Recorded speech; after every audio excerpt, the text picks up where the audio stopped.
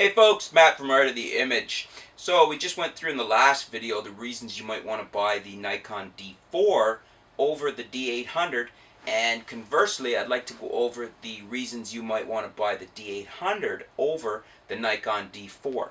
As I mentioned in the last video, essentially these bodies have identical bodies in the sense of build quality, AF systems, video capabilities, things like that. So the big reasons that you might want to buy a D800 is obviously the sensor.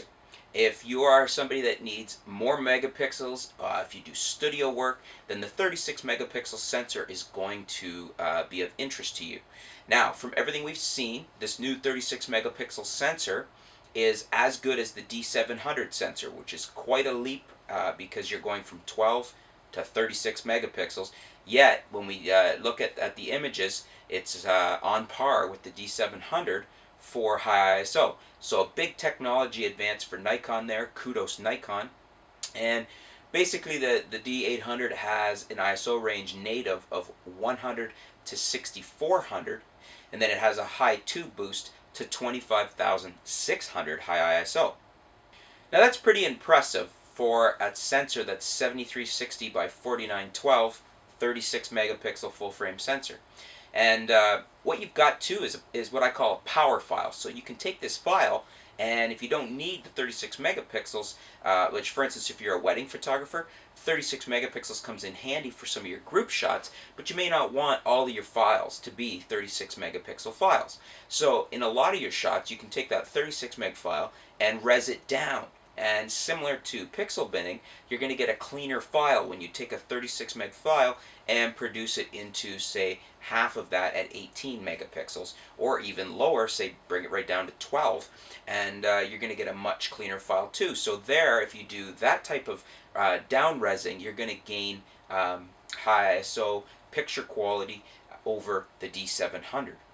So the big thing there is the sensor.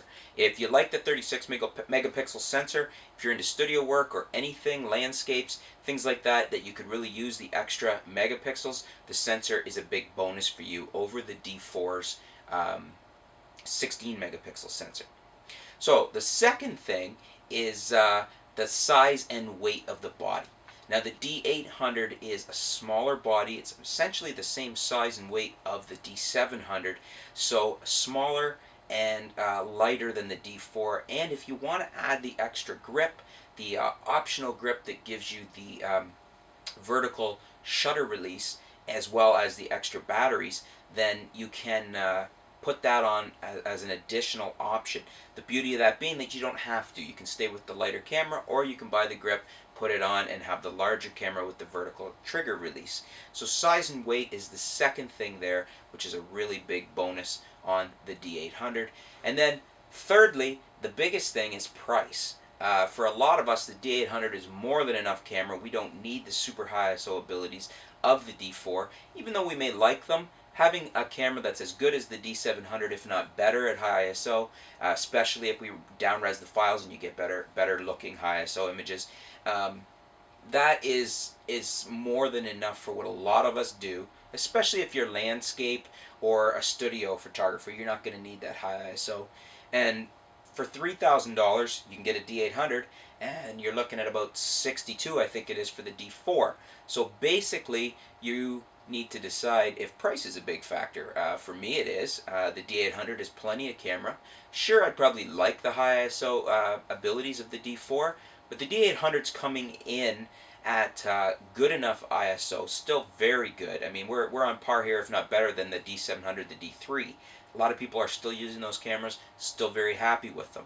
So at $3,000, a heck of a bargain, a heck of a camera.